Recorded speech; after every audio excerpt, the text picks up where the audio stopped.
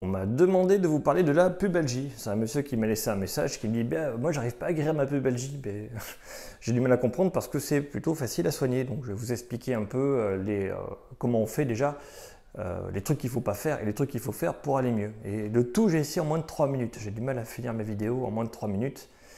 Et je serais bien d'arrêter de parler pour commencer à faire, vous avez compris.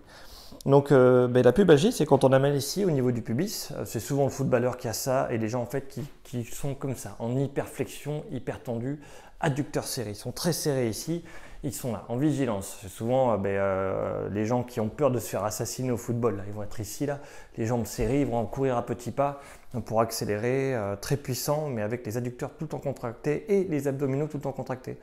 Donc on décrit plein de causes différentes. Personne n'est d'accord. Hein. On dit ouais, il y a 4. Non, personne n'est d'accord. Ce que moi j'ai pu remarquer, c'est qu'en général, tous les gens qui ont des problèmes de pubalgie, ils ont les abdos contractés en permanence, les adducteurs serrés en permanence. Ils n'ont plus aucune force des ischio-jambiers, adducteurs serrés, abdos serrés. Et en général, on finit de les opérer des abdominaux, on met un grand coup de scalpel, et après on recolle, voilà, pour la pubalgie. Il y a d'autres trucs aussi, mais ça c'est le truc qu'on fait le plus souvent parce qu'ils sont tellement contractés qu'ils s'arrachent les abdominaux. Ça fait des trous en fait, des hernies inguinales. On recolle tout ça. Donc ça, il faut éviter. Donc dites-vous que les hernies inguinales, tout ça, c'est uniquement parce que vous contractez vos abdominaux en permanence. Relâchez-les. Il n'y a plus de problème. C'est le premier truc à faire. Enfin, le premier truc à pas faire, c'est du gainage. Ne faites pas de gainage, s'il vous plaît, quand vous avez une pubalgie. Ça ne sert strictement à rien. Vous allez vous faire mal. Voilà. Je l'ai dit. Le message est passé. Et je sens que je vais encore dépasser les 3 minutes. Sans plus attendre les adducteurs, c'est le premier truc à faire. Il va falloir étirer les adducteurs, renforcer les ischio-jambiers. C'est 2 exercices et il faut en bouffer. Donc, je vous montre, je vais monter dans d'autres vidéos, je vous le remontre aujourd'hui. Donc il faut, pour les adducteurs, je prends cette position à 4 pattes, je passe en position antérieure ici, j'écarte bien les pieds sur les côtés, et puis je vais en arrière, ça va tirer ici, là.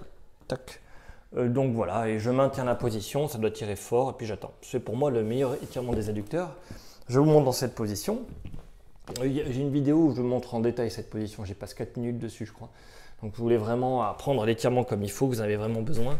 Là c'est pareil, je passe en position antérieure, je ne sais pas si je suis dans le cadre, hop, j'écarte au maximum, je vais en arrière. Voilà, c'est un peu l'idée. Si je veux tirer plus, je repasse devant, j'écarte un peu plus, je reviens en arrière. Et ça va vraiment tirer ici. Donc dites-vous que il faut le faire au moins 3 minutes. Si vraiment vous avez une pubalgie, ça ne fonctionnera pas sinon. Je vous montrerai après l'exercice des levées de fesses sur la chaise pour les ischio-jambiers. Vous verrez que vous n'avez pas beaucoup de force ici. Il y a plein de manières de le travailler. Ça c'est la manière la plus simple. Il faut le genou à 90 degrés. Hop, comme ça. Genou à 90 degrés. Attends, je mets ça un peu mieux.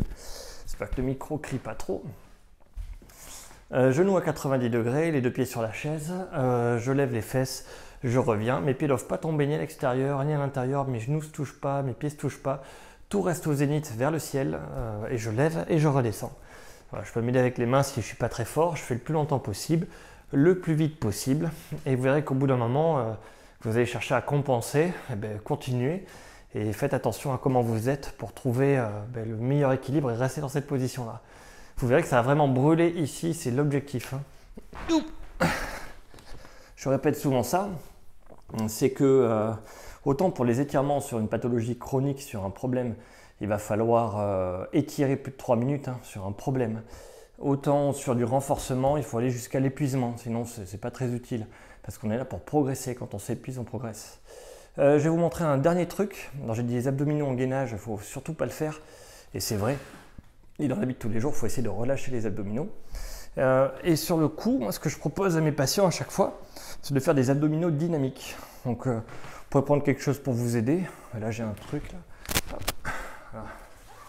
Je vais y arriver. Et si vraiment vous n'êtes pas fort et que vous n'arrivez pas à faire les abdominaux, vous pouvez le faire comme ça, avec quelque chose, et vous vous aidez avec les mains pour remonter. Il faut aller vraiment très loin, sans que les omoplates touchent par terre, et revenir.